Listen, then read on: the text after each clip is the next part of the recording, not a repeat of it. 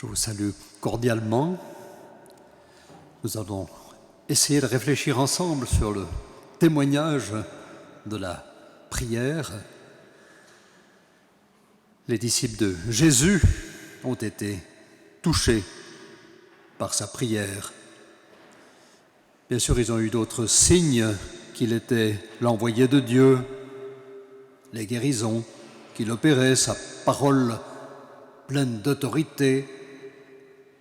Nicodème l'exprime, tu es un maître qui vient de la part de Dieu. Personne ne peut accomplir les signes que tu accomplis si Dieu n'est pas avec lui.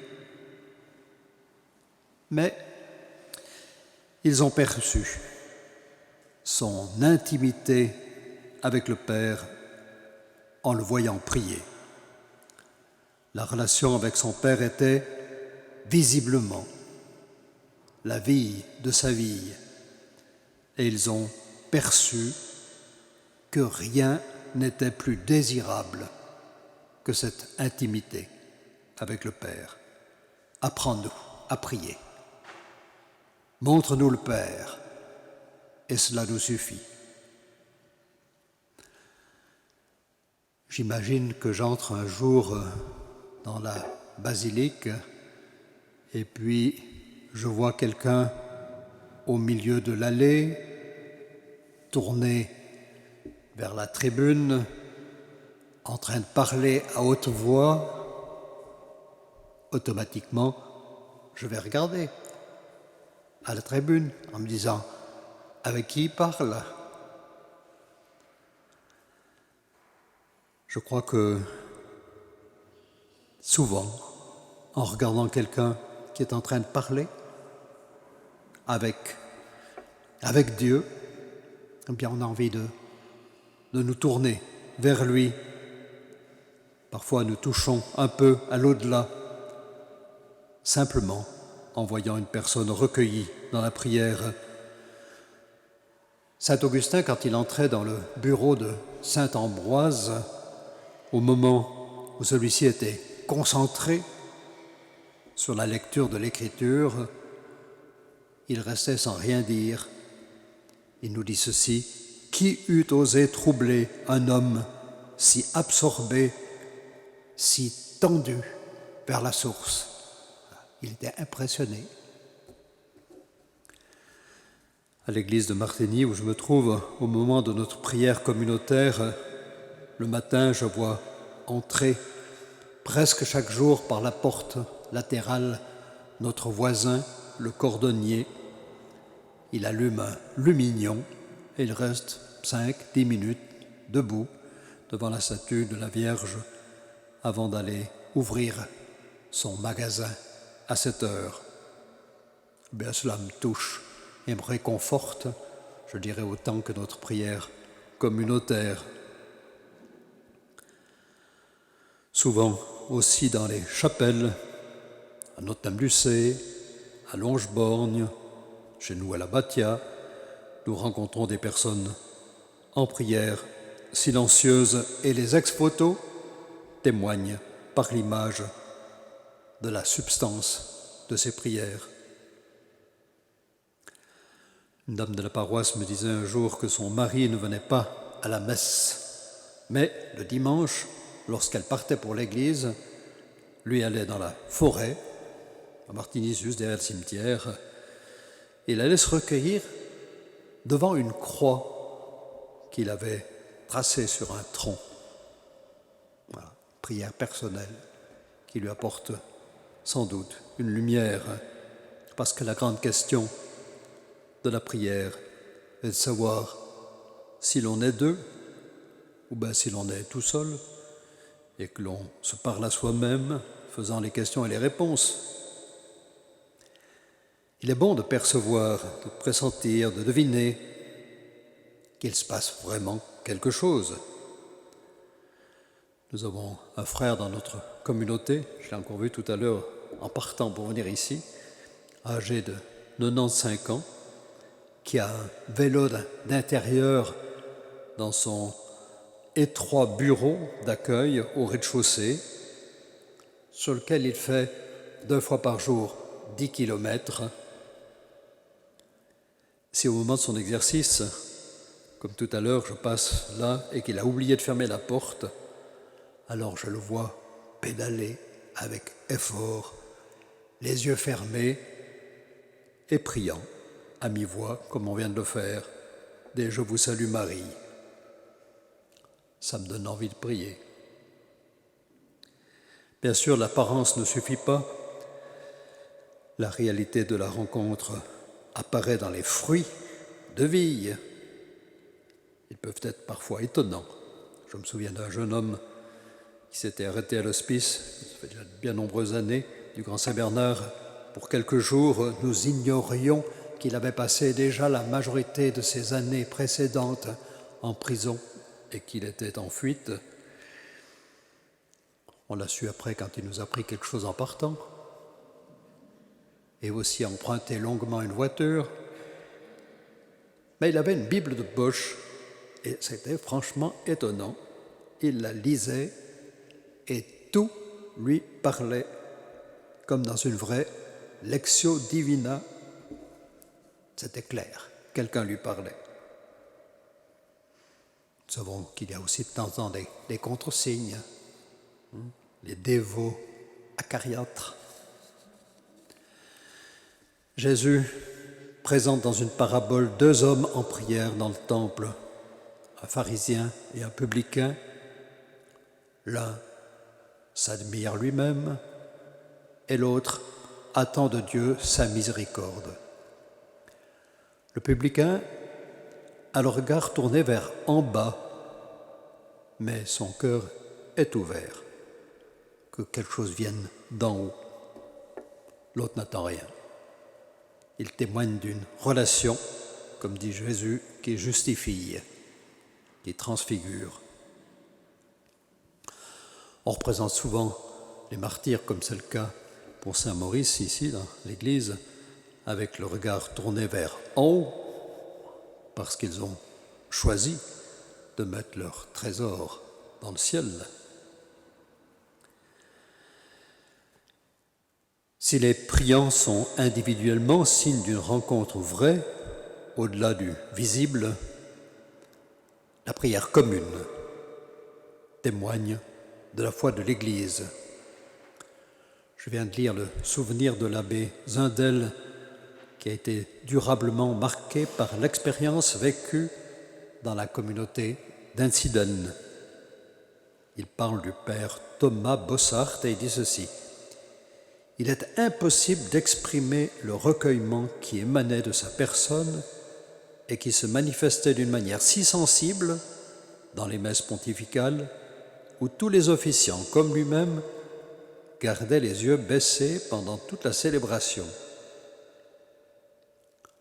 La question est, qu'est-ce qui peut nous tirer en haut, nous élever, nous tirer hors de nous-mêmes pour contempler l'invisible, ou qu'est-ce qui peut nous vider de nous-mêmes pour que nous laissions pénétrer, nous laissions toucher par l'autre.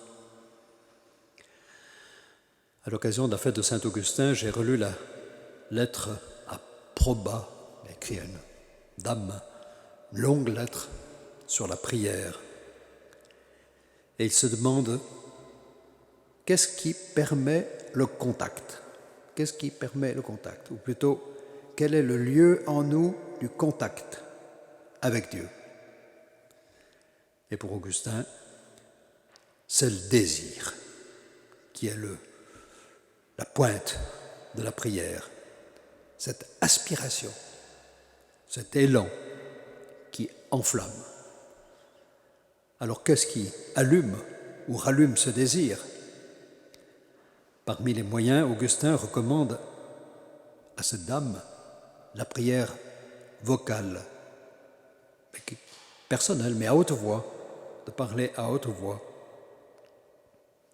Et il dit ceci: Dieu veut, par cette prière vocale, exciter et enflammer nos désirs.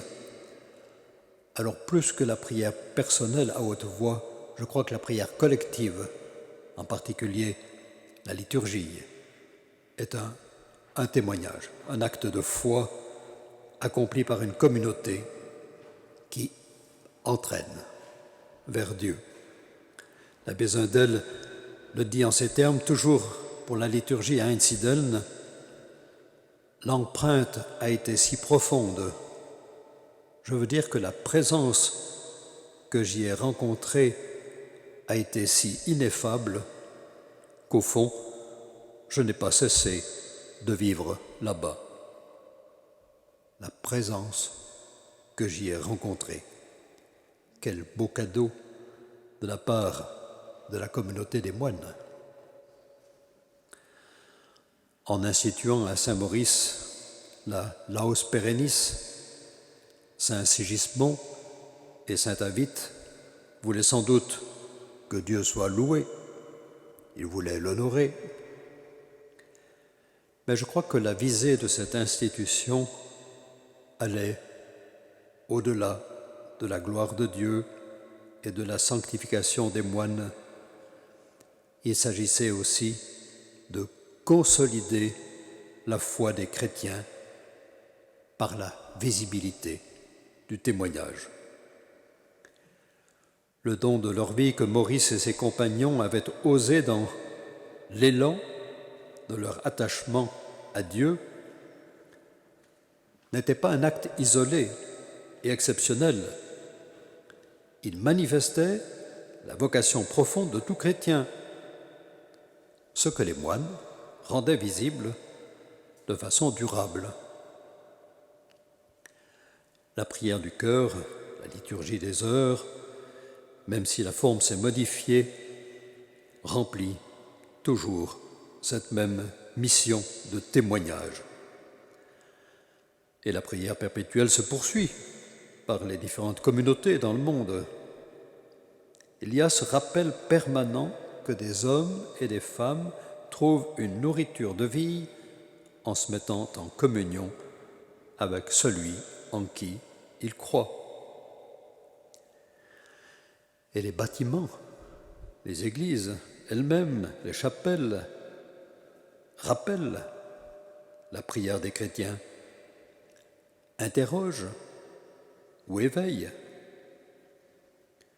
Pour notre société si encline à calculer la rentabilité, les priants professionnels, non productifs, que sont les ermites, les chartreux, les contemplatifs, et le temps que nous-mêmes nous perdons en nous réunissant dans le chœur, en faisant des répétitions de chant, sont un signe de contradiction bienfaisant.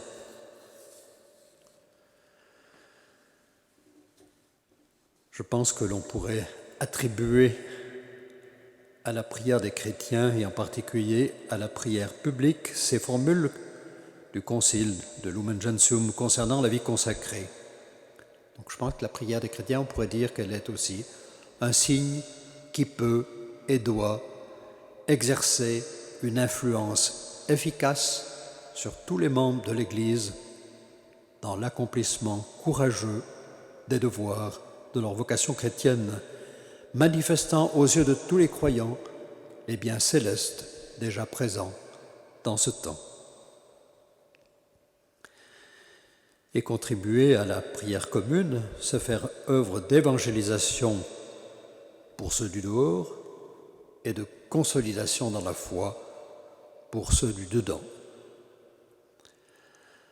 La participation à l'Eucharistie ou à d'autres prières organisées n'est pas motivée seulement par mon propre avantage. Qu'est-ce que j'y gagne? Qu'est-ce que j'en reçois? Mais aussi par le soutien que je peux apporter aux autres par ma présence, par le témoignage de ma foi et de ma disponibilité à l'esprit. Qu'est-ce que j'apporte à la communauté par ma présence?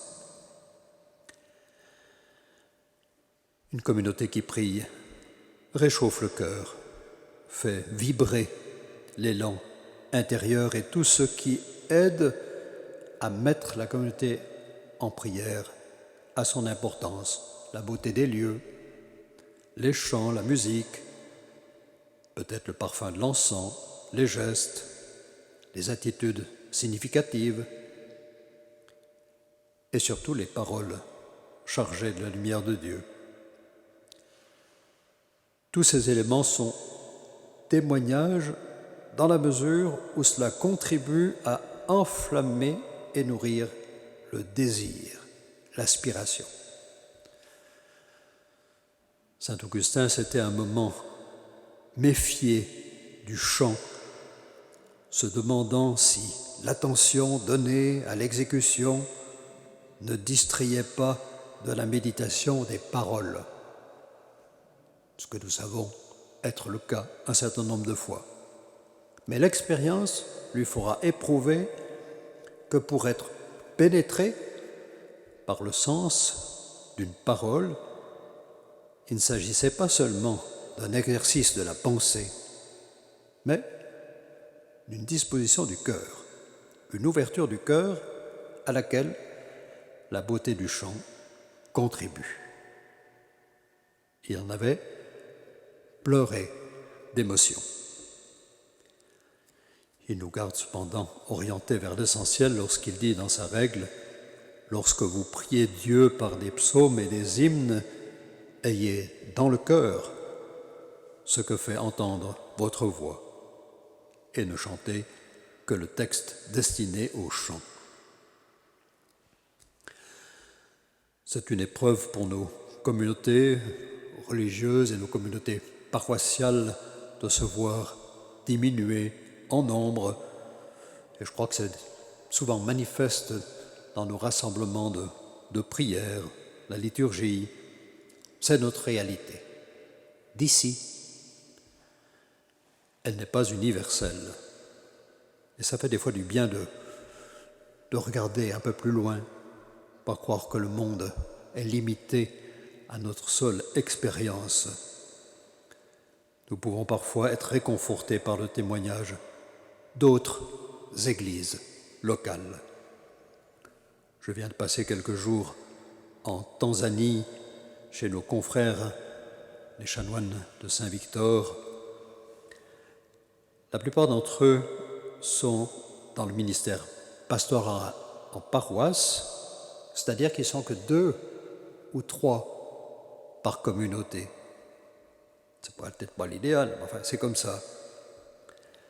La plupart d'entre eux n'ont guère que la prière du matin et la messe ensemble. Mais j'ai eu la chance d'assister à cette prière du matin, à 6h30, suivie de la messe. Et les 2 confrères alternaient avec une assemblée de fidèles tout à fait au point pour le chant, étant des vrais autres chanoines en quelque sorte. Et c'était magnifique. Chacun avait un bréviaire, beau bréviaire, relié en langue du pays, en swahili. Ça m'a vraiment impressionné.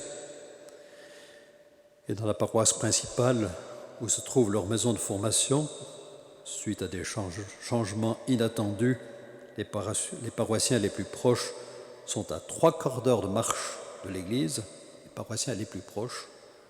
Messe dominicale à 7h15 le matin, l'église est pleine, avec quelques personnes âgées, mais surtout des familles, et une belle chorale de jeunes.